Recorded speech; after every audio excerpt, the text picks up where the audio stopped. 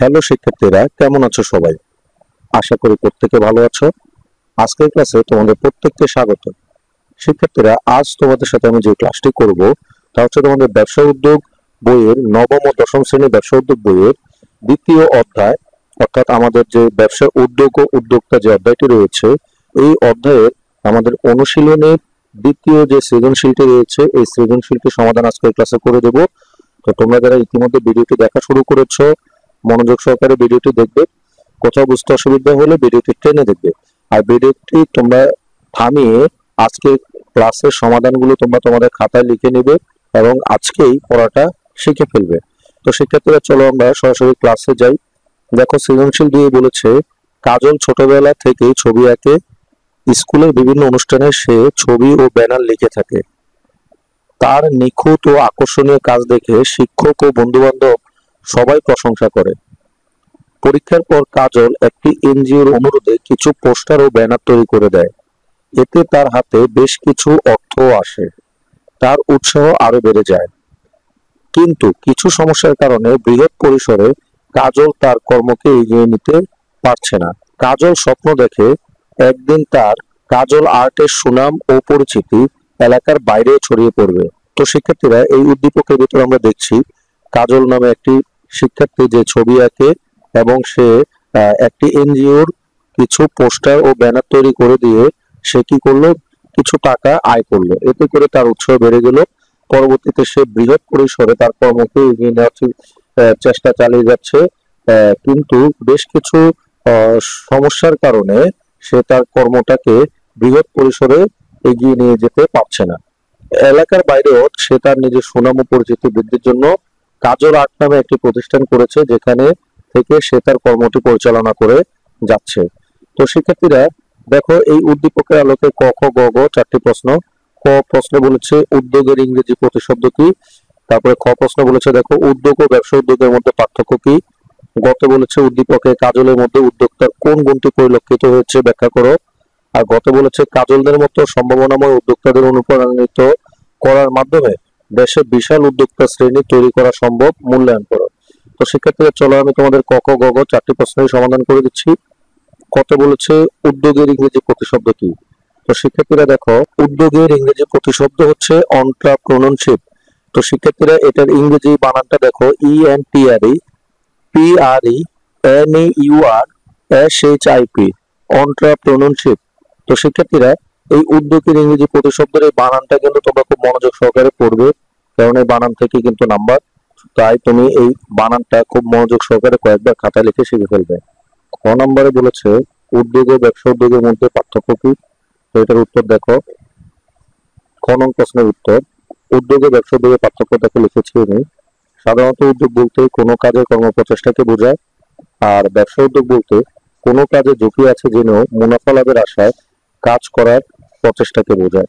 তো শিক্ষার্থীরা, সাধারণ উদ্যোগ বলতে কি, যে কোনো কাজের কর্মপ্রচেষ্টা। দেখো এখানে লিখেছি কোনো কাজের কর্মপ্রচেষ্টা। ব্যবসা উদ্যোগ কি, মুনাফা লাভের আশায় কাজ করার প্রচেষ্টা। তো শিক্ষার্থীরা, এরপরে দেখো লিখেছি উদ্যোগ ও ব্যবসা উদ্যোগের মধ্যে পার্থক্য বিদ্যমান।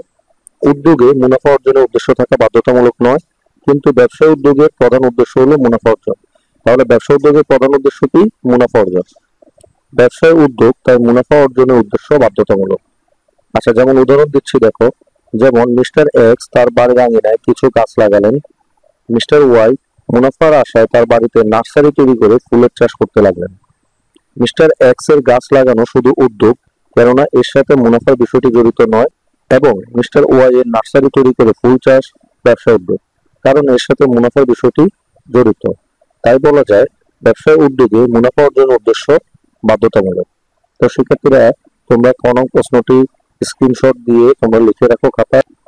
গ নং প্রশ্নে বলেছে উদ্দীপকে কাজলের মধ্যে কোন গুণটি পরিলক্ষিত হয়েছে ব্যাখ্যা করো। তো শিক্ষার্থীরা, এই গ নং প্রশ্নটি কিন্তু আমাদের উদ্দীপকের আলোকে লিখতে হবে। তো উদ্দীপকের আলোকে দেখো আমি কিভাবে গ নং প্রশ্নটি লিখেছি। দেখো, গ নং প্রশ্নের উত্তর, উদ্দীপকে কাজলের মধ্যে উদ্যোক্তার সৃজনশীলতা গুণটি পরিলক্ষিত হয়েছে। শিক্ষার্থীরা দেখো, কাজলের কোন গুণটি পরিলক্ষিত হয়েছে, সৃজনশীলতা গুণটি পরিলক্ষিত হয়েছে। একজন উদ্যোক্তা বিভিন্ন ধরনের গুণের অধিকারী হয়ে থাকে, এর মধ্যে সৃজনশীলতা গুণটি অন্যতম। নতুন কোনো কিছু তৈরি বা সৃষ্টি করাই হলো সৃজনশীলতা। ব্যবসার ক্ষেত্রে সৃজনশীলতা হলো নতুন নতুন ব্যবসায়িক ক্ষেত্র এবং সম্ভাবনা সৃষ্টি। তো শিক্ষার্থীরা দেখো, উদ্দীপকে কাজল একজন সৃজনশীল ব্যক্তি। সে তার প্রতিভা দিয়ে ছবি আঁকে এবং ব্যানার লিখে। নতুন নতুন ছবি ও ব্যানার তার সৃষ্টিকর্মের ফসল। কাজল একটি এনজিওর অনুরোধে কিছু পোস্টার ও ব্যানার তৈরি করে দেয়, যার মাধ্যমে তার সৃজনশীলতার বহিঃপ্রকাশ ঘটে। সে তার সৃজনশীলতার মাধ্যমে কাজল আর্ট নামে একটি প্রতিষ্ঠান স্থাপন করেছে। তাই বলা যায় কাজলের মধ্যে উদ্যোক্তার সৃজনশীলতার গুণটি পরিলক্ষিত হয়েছে। তো শিক্ষার্থীরা, এই ছিল আমাদের গণক প্রশ্নের উত্তর। আশা করি তোমরা গণক প্রশ্নটি তোমাদের খাতায় সুন্দর করে লিখে এখনই তুমি শিখে ফেলবে। তো শিক্ষার্থীরা, এরপরে দেখি আমাদের গণক প্রশ্নে কি বলেছে। দেখো, গণক প্রশ্ন বলেছে কাজলদের মতো সম্ভাবনাময় উদ্যোক্তাদের অনুপ্রাণিত করার মাধ্যমে দেশে বিশাল উদ্যোক্তা শ্রেণী তৈরি করা সম্ভব, মূল্যায়ন করো। তো শিক্ষার্থীরা, এই গণক প্রশ্নটিও কিন্তু আমাদের উদ্দীপকের আলোকে লিখতে হবে। তো দেখো আমি কিভাবে লিখেছি। তো শিক্ষার্থীরা দেখো, গণক প্রশ্নের উত্তর, কাজলদের মতো সম্ভাবনাময় উদ্যোক্তাদের অনুপ্রাণিত করার মাধ্যমে দেশে বিশাল উদ্যোক্তা শ্রেণী তৈরি করা সম্ভব, উক্তিটি যথার্থ। দেখো এরপরে লিখেছি, উদ্যোক্তা প্রতিটি দেশের জন্যই গুরুত্বপূর্ণ। একজন উদ্যোক্তাই পারে দেশের ব্যবসা বাণিজ্যের প্রসার ঘটিয়ে দেশকে উন্নতির শিখরে নিয়ে যেতে। উদ্দীপকের কাজল একজন সম্ভাবনাময় উদ্যোক্তা। সে ভালো ছবি আঁকে এবং ভবিষ্যৎ সাফল্য সম্পর্কে আশাবাদী।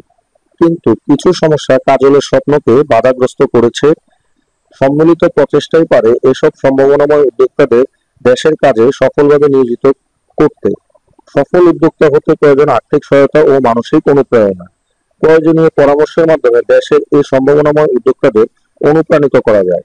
এর মাধ্যমে দেশে যেমন নতুন নতুন উদ্যোক্তা গড়ে উঠবে, তেমনি দেশের ব্যাপক উন্নতি হবে। কাজলের মতো সম্ভাবনাময় উদ্যোক্তাদের অনুপ্রাণিত করার মাধ্যমে তাদের সৃজনশীলতাও বিকাশ ঘটবে। তাছাড়া এই ধরনের উদ্যোক্তা প্রয়োজনীয় অনুপ্রেরণা পেয়ে নতুন নতুন কর্মক্ষেত্র তৈরিতে সহায়তা করতে পারবে, যা দেশের বেকার সমস্যা হ্রাসে গুরুত্বপূর্ণ অবদান রাখবে। তাই উদ্যোক্তা তৈরিতে কাজলদের মতো সম্ভাবনাময় উদ্যোক্তাদের অনুপ্রাণিত করা দরকার। সুতরাং বলা যায় কাজলদের মতো সম্ভাবনাময় উদ্যোক্তাদের অনুপ্রাণিত করার মাধ্যমে দেশে বিশাল উদ্যোক্তা শ্রেণী তৈরি করা সম্ভব, উক্তিটি যথার্থ। তো শিক্ষার্থীরা, তোমরা এই গ অংশটি তোমাদের মোবাইলে স্ক্রিনশট দিয়ে লিখে নাও, লিখে শিখে ফেলো।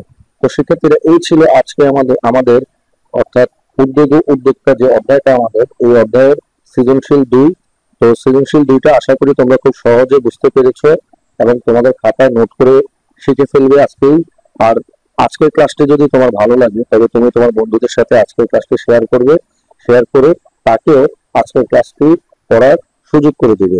তো পরবর্তী ক্লাসে আমি পরবর্তী অধ্যায়ে সৃজনশীল প্রশ্নগুলো সমাধান করে দেব।